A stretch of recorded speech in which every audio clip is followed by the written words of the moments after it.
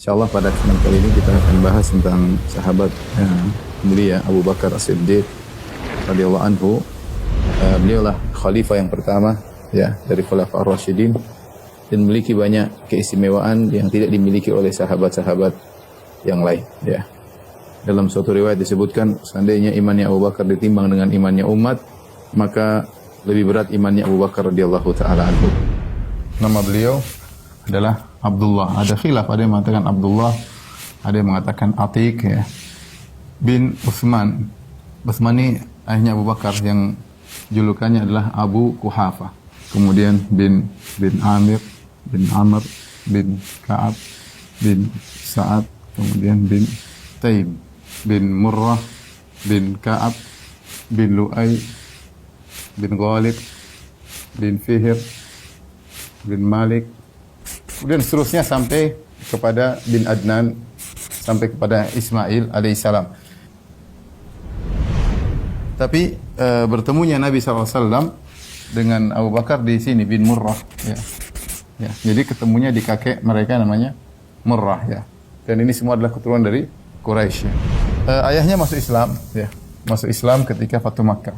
Jadi ayahnya masuk Islam, ibunya juga masuk Islam. Jadi ini keluarga yang berkah, ayahnya masuk Islam, ibunya masuk Islam, Abu Bakar masuk Islam. Anak-anaknya juga Islam, Masya Allah ya. Adapun Abu Bakar radhiyallahu ta'ala anhu, dia memiliki beberapa istri ya. 4 ya. Di antaranya Habibah bintu Kharijah Al-Ansariyah, kemudian Qutailah ya. Ummu Ruman, kemudian Asma binti Umais. Adapun dari istri yang dia nikah di zaman jahiliyah dengan Qutailah, maka punya anak 2 ya. Namanya Abdullah dan Asma. Asma binti Abu Bakar. Yang Asma menikah dengan Zubair bin Awam. Adapun dari Ummu Ruman lahirlah Aisyah radhiyallahu taala anha, kemudian Abdurrahman. Dari Asma binti Umais lahirlah Muhammad bin Abi Bakar. Dari Habibah binti Kharijah Ummu Kulthum. Inilah keluarga Abu Bakar radhiyallahu taala anhu ya. Abu Bakar lahir 2 tahun setelah tahun gajah, Amul Fil. Abu Bakar wafat 2 tahun setelah wafatnya Nabi. Itu sekitar tahun 13 Hijriah. Amul Fil artinya tahun di mana tentara bergajah yang dibawa oleh Abraha menyerang kota Mekah. Di tahun itulah lahir Nabi Muhammad SAW. Dari sini dia tahu bahwasanya Abu Bakar 2 tahun lebih muda daripada Nabi SAW. Dan ketika beliau meninggal, umurnya sama dengan Nabi SAW. Sama-sama umur 63 tahun. Adapun Abu Bakar radhiyallahu ta'ala anhu, fisiknya sebagaimana disebutkan oleh Aisyah sendiri berkulit putih ya. Orangnya kurus ya. Matanya agak ke dalam mungkin saking kurusnya ya. Matanya agak cekung ke dalam. Kemudian kalau pakai sarung, sarungnya sering jatuh ya. Jadi saking kurusnya sering sarungnya melorot kalau bahasa kita. Saking kurusnya Abu Bakar radhiyallahu ta'ala anhu. Orang yang sangat pemalu. Beliau radhiyallahu ta'ala anhu suka menangis ya. Sering menangis. Di antara akhlak Abu Bakar radhiyallahu ta'ala anhu, beliau orangnya kalau kita bahasa kita pandai bergaul ya. Kenapa? Karena beliau termasuk orang yang paling pakar nasab. Tidak semua orang Quraisy pakar nasab. Orang dahulu di antara pembicaraan yang menyenangkan bicara tentang nasab. Oh, kamu keluarga ini, nasabmu begini-begini. Kenal, itu menyenangkan. Ketika dia pakar tentang nasab-nasab orang, maka dia mengerti tentang kabilah ini, bagaimana menghadapi kabilah ini, bagaimana sifat-sifat mereka. Dan beliau adalah pedagang yang kaya raya, sehingga beliau sering bersafar ke sana kemari. Orang kenal Abu Bakar. Ketika di zaman jahiliyah, beliau tidak pernah minum khamar. Padahal khamar adalah minuman yang sangat-sangat wajar ketika itu di zaman jahiliyah, bahkan minuman kebanggaan. Minuman kebanggaan orang-orang Arab dahulu adalah khamar. Tetapi Abu Bakar radhiyallahu anhu tidak pernah minum khamar. Bahkan juga lam ya'bud sanaman. Beliau tidak pernah menyembah berhala. Meskipun di zaman jahiliyah beliau tidak pernah menyembah berhala ya. Abu Bakar As-Siddiq radhiyallahu taala anhu keistimewaannya sangat banyak ya. Di antaranya beliau digelari As-Siddiq. Artinya apa yang selalu membenarkan. Dan dalil akan ini sangat banyak ya. Kata Rasulullah SAW dalam suatu hadis ya, yang maknanya benar, kata Nabi SAW, bahwasanya tidaklah aku menawarkan Islam kepada seorang pun kecuali ada keraguan. Abu Bakar saja yang langsung membenarkan Rasulullah SAW. Abu Bakar selalu membenarkan Nabi SAW. Jadi beliau ketika ditawarkan Islam tidak ragu, langsung terima. Tidak mikir-mikir dulu ya. Kenapa bisa demikian? Kata para ulama, karena Abu Bakar adalah teman dekat Nabi SAW. Jadi dia tahu benar bagaimana Rasulullah SAW sebelum Nabi menjadi seorang Nabi. Dia tahu kejujurannya Nabi SAW, tahu amanahnya Nabi SAW, sering bareng sama Nabi SAW. Ketika Nabi bilang saya seorang Nabi, dia langsung percaya. Makanya dia Siddiq. Kemudian di antara kisah Abu Bakar radhiyallahu taala anhu, ya. Beliau orang dewasa yang pertama masuk Islam. Laki-laki yang pertama kali masuk Islam ada 3 orang. Abu Bakar, Ali bin Abi Thalib, Zaid bin Harithah, anak angkat Nabi sallallahu alaihi wasallam. Kalaupun Ali di luar masuk Islam atau Zaid bin Harithah, wajar karena mereka tinggal di rumah Nabi sallallahu alaihi wasallam, tapi orang luar yang pertama kali masuk Islam adalah Abu Bakar. Dan Islamnya Abu Bakar tidak sama dengan Islamnya Zaid dan Ali bin Abi Thalib. Abu Bakar begitu Islam, langsung dia berdakwah, ya. Pingin tahu siapa yang masuk Islam gara-gara Abu Bakar, luar biasa. Di antaranya orang-orang yang dijamin masuk surga oleh Nabi sallallahu alaihi wasallam. Di antaranya siapa? Utsman bin Affan, Az-Zubair bin Awwam, Talha bin Ubaidillah, Abdurrahman bin Auf, Sa'ad bin Abi Waqqas, Abu Ubaid bin Al-Jarrah. Ini semua termasuk 10 orang dijamin masuk surga. Ini orang-orang yang masuk Islam semuanya lewat Abu Bakar. Semua pahala mereka ngalir kepada Abu Bakar. Ya, kenapa? Karena Abu Bakar yang menunjukkan kebaikan kepada mereka. Man dalla ala khairin falahu mithlu ajli fa'ilihi. Barang siapa menunjukkan pada kebaikan bagi dia, pahala orang yang melakukannya. Kemudian di antara keistimewaan beliau bersedekah di awal Islam dan sedekah beliau paling bermanfaat. Makanya kata Nabi SAW, tidak ada harta bermanfaat sama sekali seperti hartanya Abu Bakar kepadaku. Dialah Abu Bakar yang telah memerdekakan Bilal dan beberapa budak-budak yang lainnya. Abu Bakar keluarkan uangnya semua memerdekakan budak. Dan inilah Abu Bakar radhiyallahu ta'ala sedekahnya luar biasa. Dan itu di awal-awal Islam. Di antara juga kata Umar, Rasulullah SAW menyuruh kami bersedekah. Kebetulan saya punya uang ketika itu. Dan Umar selalu bersaing dengan Abu Bakar. Kata dia, saatnya saya mengalahkan Abu Bakar dalam persaingan amal soleh. Ini saatnya. Saya lagi punya duit. Kata Umar, saya pun datang kepada Nabi dengan setengah hartaku. Maka Rasulullah bertanya, yang kau sisakan buat keluargamu apa? Kata Umar, setengah buat aku bawa kepada engkau ya Rasulullah, setengah aku simpan buat keluargaku. Masya Allah. Tiba-tiba datang Abu Bakar dengan hartanya seluruhnya. Rasulullah bertanya, wahai Abu Bakar, apa yang kau sisakan buat keluargamu? Kata Abu Bakar, aku sisakan Allah dan Rasulnya untuk mereka. Subhanallah. Dia sumbangkan seluruh hartanya. Seluruh hartanya sumbangkan di jalan Allah. Siapa Abu Bakar? Imannya luar biasa. Ada sebagian sahabat ingin menyumbangkan harta banyak, Rasulullah SAW larang. Contohnya Sa'ad bin Abi Waqqas. Dia merasa dia akan meninggal. Dia ingin menyumbangkan hartanya seluruh. Kata Rasulullah SAW, jangan. Kemudian juga Ka'ab bin Malik ketika dia diterima taubatnya gara-gara tidak ikut dalam perang Tabuk, dia ingin menyumbangkan hartanya seluruhnya. Kata Nabi, jangan. Tapi ketika Abu Bakar menyumbangkan hartanya seluruhnya, Rasulullah SAW tidak bilang jangan. Rasulullah SAW terima. Kenapa? Rasulullah SAW tahu bagaimana Abu Bakar, bagaimana tawakalnya, bagaimana hebatnya Abu Bakar radhiyallahu ta'ala anhu. Maka di antara keistimewaan Abu Bakar, tidak ada sedekah yang paling bermanfaat bagi Nabi seperti sedekahnya Abu Bakar. Kemudian di antara keistimewaan Abu Bakar radhiyallahu anhu, beliau semangat dalam banyak amal soleh. Dari Abu Hurairah radhiyallahu ta'ala anhu, beliau berkata, qala Rasulullah sallallahu alaihi wasallam, Rasulullah SAW pernah bertanya, siapa di antara kalian, wahai para sahabatku, yang berpuasa hari ini? Kata Abu Bakar, saya Rasulullah. Kemudian Rasulullah SAW bertanya lagi, siapa yang hari ini mengikuti jenazah, ya, mengantarkan jenazah sampai dikuburkan? Abu Bakar menjawab, saya ya Rasulullah. Rasulullah bertanya lagi, siapa di antara kalian yang beri makan kepada orang miskin pada hari ini? Abu Bakar mengatakan, saya ya Rasulullah. Rasulullah bertanya lagi, siapa yang hari ini menjenguk orang sakit? Kata Abu Bakar, saya ya Rasulullah. Kata Rasulullah SAW, tidaklah perkara-perkara ini berkumpul pada seorang mukmin kecuali masuk surga, ya.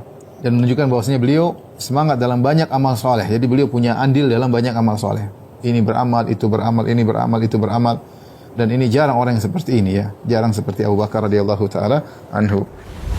Kemudian di antara keistimewaan Abu Bakar radhiyallahu anhu, beliau satu-satunya yang jadi imam ketika Rasulullah sakit. Bahkan Rasulullah yang suruh. Itu Rasulullah SAW ingin sholat berjamaah. Rasulullah SAW pingsan, tidak kuat di hari-hari akhir hayat beliau.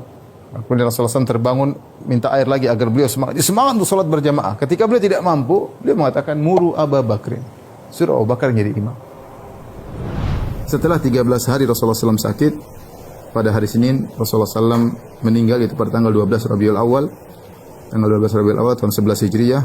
Ketika Rasulullah SAW meninggal, maka Umar bin Khattab radhiyallahu anhu tidak menerima hal tersebut. Maka Umar waktu itu berteriak di hadapan para sahabat, demi Allah Rasulullah SAW belum meninggal. Sungguh Allah akan bangkitkan dia kembali. Dan dia akan memotong kaki-kaki dan tangan-tangan ya mereka, yaitu orang munafik. Ya. Kata Umar menjelaskan, dia menyesal. Dia mengatakan, wallahi makana yaqau fi nafsi illa dza. Ketika itu tidak ada terbetik dalam benakku kecuali Rasulullah tidak meninggal. Rasulullah SAW tidak meninggal. Ya.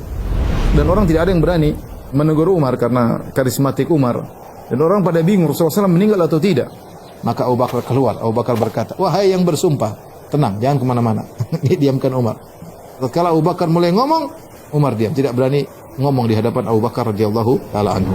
Abu Bakar kemudian memuji Allah, menyanjung Allah. Kemudian beliau berkata, ketahuilah siapa yang menyembah Muhammad sallallahu alaihi wasallam, sungguhnya Muhammad telah meninggal. Barang siapa yang menyembah Allah, sungguhnya Allah Maha hidup dan tidak mati. Wa qala, kemudian Abu Bakar membacakan firman Allah, innaka mayyitun wa innahum mayyitun. Sungguhnya engkau akan mati sebagaimana mereka juga akan mati. Ayat ini turun kepada Nabi. Engkau akan mati sebagaimana mereka akan mati. Lihat bagaimana Abu Bakar berdalil dengan cepat dengan ayat-ayat yang menjelaskan bahwasanya Rasul akan meninggal dunia. Kemudian Abu Bakar membacakan firman Allah, "Ma Muhammadun illa rasulun qad khalat min qablihi rusul." Tidaklah Muhammad kecuali hanya seorang rasul sebagaimana telah lalu rasul-rasul sebelumnya. Afa immata, apa kalau dia meninggal dunia? Au qutila, atau dia terbunuh. In qalabtum ala aqabikum, kalian kembali murtad. Ketika para sahabat mendengar ayat-ayat tersebut, maka kaget mereka mendengar ayat ini, maka mereka sadar bahwa Rasulullah SAW benar-benar meninggal dunia. Tapi mereka seakan-akan luput dari mereka dua ayat ini. Abu Bakar tenang dan dia menghadirkan dua ayat tersebut. Sehingga ketika dia membaca dua ayat tersebut, para sahabat kemudian menangis. Ya, mereka tahu bahwasanya Rasulullah SAW benar-benar telah meninggal dunia. Ya. Ini secara singkat apa yang dilakukan oleh Abu Bakar radhiyallahu taala anhu ketika beliau menjadi khalifah. Secara umum ketika beliau diangkat menjadi khalifah, pertama yang beliau lakukan adalah melanjutkan semua petugas atau wali-wali yang telah ditempatkan oleh Nabi sallallahu alaihi wasallam. Jadi Nabi ketika masih Nabi pernah menugaskan si fulan jadi wali di sana, jadi gampangannya seperti kita bupati di sana, bupati di sana. Itu Rasulullah SAW telah menugaskan mereka dan tugas mereka adalah memimpin salat, menegakkan hukum had, mengurus uang zakat dan jizyah, kemudian jihad dan yang lainnya. Yang pertama, yang kedua, Abu Bakar melanjutkan pasukan Usama bin Zaid radhiyallahu ta'ala anhu. Ketika Rasulullah SAW akan meninggal, Rasulullah SAW sempat mengirim pasukan Usama menuju ke arah Syam ya, untuk menyerang pasukan Romawi. Akhirnya tetap berangkatlah pasukan Usama dan selama 40 hari perjalanan mereka pulang akhirnya bawa ghanimah ya, dan mereka menang.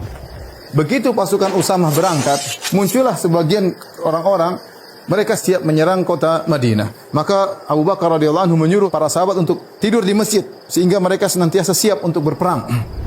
Dan ketika datang penyerangan, maka Abu Bakar pun keluar dan dia berperang dengan para sahabat, akhirnya mengalahkan orang-orang yang ingin menghancurkan kota Madinah. Di antara tugas berat yang dijalankan oleh Abu Bakar radhiyallahu anhu adalah berperang melawan orang-orang yang murtad. Dan orang yang murtad di zaman Abu Bakar radhiyallahu anhu ada 3 model ya. Yang pertama, ada yang kembali menyembah berhala. Kemudian di antaranya yang kedua, ada yang ikut nabi-nabi baru. Muncul nabi-nabi baru. Ini pengikutnya banyak sekali. Ini model murtad yang kedua. Model murtad yang ketiga yaitu orang-orang yang menentang kewajiban zakat. Mereka mengatakan zakat tidak wajib lagi ya. Menurut mereka, zakat itu hanya wajib ketika Nabi masih hidup. Setelah pasukan Usamah pulang ya, mulailah Abu Bakar radhiyallahu anhu mengatur strategi peperangan untuk menghadapi problematika ini. Ini problematika yang sangat berat. Di mana-mana muncul murtad. Nah, Abu Bakar masing-masing mewasiatkan, kamu lewat sini, nanti lewat sini, nanti lewat sini. Kamu lewat sini, lewat sini. Makanya saya bilang Abu Bakar radhiyallahu kayaknya kepala beliau tuh kayak ada GPS. Beliau mengerti peta-peta. Makanya dari sini pergi ke sini, dari sini pergi ke sini, dari sini pergi ke sini. Sampai beliau kirim perintah. Ada pasukan sudah selesai dari sana, bantu pasukan yang sana. Kamu jangan pulang. Dan luar biasa ya, kalau kita baca tentang bagaimana Abu Bakar radhiyallahu anhu mengatur perjalanan perang. Dan dia di Madinah dan dia mengatur seluruhnya. Karena ada surat datang, kemudian dia lihat kondisi, mendengar kondisi, maka dia kirim pasukan, maka dia pindahkan pasukan dari sini, pasukan ke sana. Perjuangan hebat dari Abu Bakar dan para sahabat. Akhirnya Abu Bakar radhiyallahu ta'ala anhu di bulan Jumadil Akhirah tahun 13 Hijriah, beliau sakit. Dan sakitnya parah ya. Dan beliau menyuruh Umar bin Khattab untuk menjadi imam. Dan para sahabat menjenguk Abu Bakar radhiyallahu ta'ala anhu. Ketika Abu Bakar akan meninggal dunia, dia berkata, coba lihat, sejak aku jadi khalifah, hartaku apa saja yang bertambah? Coba cek.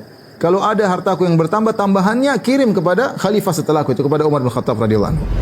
Ternyata harta yang bertambah setelah Abu Bakar menjadi khalifah cuma 2, ada tambahan budak. Kemudian juga di antaranya ada onta yang untuk mengambil air. Itu saja 2 harta tersebut. Kata Aisyah, maka kami kirim 2 harta ini kepada Umar. Ini jatah khalifah berikutnya. Ya, jatah khalifah berikutnya. Fabaka Umar pun menangis. Dia berkata, semoga Allah merahmati Abu Bakar, dia telah benar-benar merepotkan khalifah setelahnya, itu merepotkan Umar ya. Karena Umar melihat bagaimana Abu Bakar bertakwa, bagaimana bertanggung jawab ya, bagaimana sulitnya menjalankan pemerintahan, kemudian dibebankan kepada Umar, ini perkara yang sangat berat ya.